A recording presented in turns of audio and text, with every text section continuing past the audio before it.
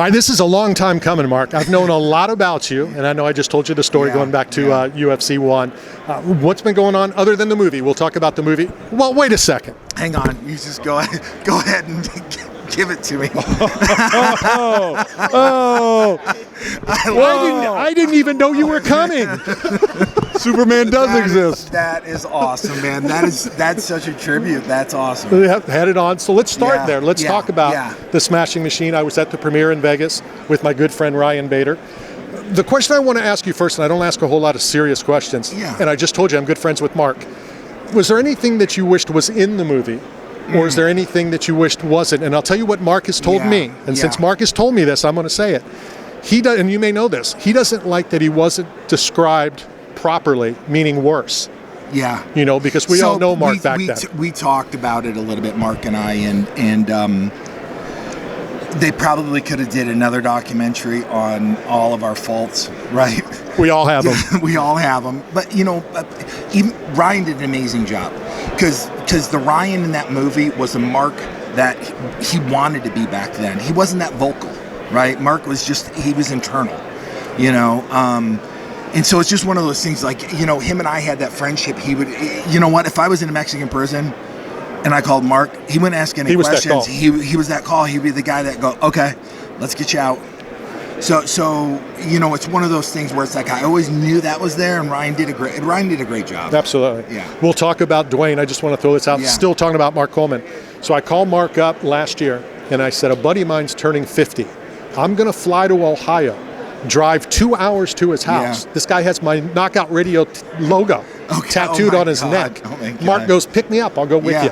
Yeah. And Mark went 2 hours. That's Mark. It is. We know that. It is, in a nutshell. I mean, it's just one where you know, all of us, I think, are growing into the people we always wanted to be, but just couldn't, you know, and we were so competitive back then. We were alpha, you know, so there's always that undertone, but Mark was 4 years older, so I always looked to him because he was always kind of navigating the path in front, you know, so I just have appreciated now more our friendship in retrospect than I did probably when it was going on. Before I throw it to you, you're laying in bed. Matt can go next. You're laying in bed 3 years ago. Who could play me in a major motion picture? I don't know. The Rock. Yeah, right. Oh, my God. I still smile every time I say it. I go, my new favorite thing, smiling. Because it's just one where it's like, I couldn't write this. You can't write this script out. You know, it's just one of those miracles of how life sometimes is, you know, gives you surprises where this was like, it was life-changing. Life-changing. Well, so as you know, the UFC and MMA has grown so much since you guys were pioneers of the sport. Yeah. The new generation out here at Media 60, San Francisco Super Bowl, a lot of the media kids are huge MMA fans, UFC fans, but they don't really know the names of that created this movement. So what I love about the Smashing Machine is that you guys brought the story to the light. Yep. And you're letting people, the fans, really see what's behind the scene, what the storylines are. Yeah. And so what's the reaction been like? I mean, it's been overwhelming. There's been the whole mixed martial arts community, that's easy for them to embrace me, right? And embrace that. Yeah. But outside of that, people that normally would never been exposed to it, now it's just been this really, really cool reaction because it's all demographics, it's all socioeconomic, it's just this really incredible embrace of like, oh my God, that was incredible. Because it's the human condition, right? Yeah. It's the human condition. It's why people identify with it. They're like, wow, you know, that's amazing. And so, you know, at moments it's overwhelming where I get emotional. I cry a lot now. Yeah, that's great, right?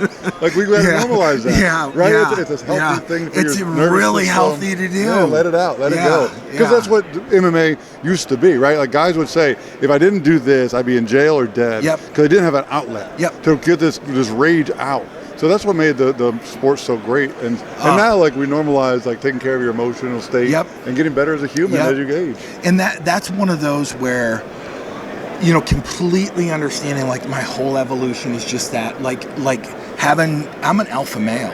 You know what? And I cry. I'm in touch with my emotions and feelings, man. Because it is essential for my ecosystem and my environment, for people around me. My son is 21 years old, for him to see that, for him to have that, like, okay, it's okay. It's okay. There's more power in that weakness than there is. There's more power in that than weakness. I remember in the early days, I would talk to all of you veterans. You weren't veterans back then, but you know what I mean. God, to Chuck, to Mark. I'm like, could you imagine? What is it going to take? How do we get to the next level? I don't think anybody could have expected or anticipated the UFC today. No, I even said, like in my dreams, like dreaming what it would become, I couldn't have dreamt this. And I had an opportunity, regardless of how you feel about Dana, I had an opportunity to just have a minute with him in Newark. And I said, look what you built. Look what you built.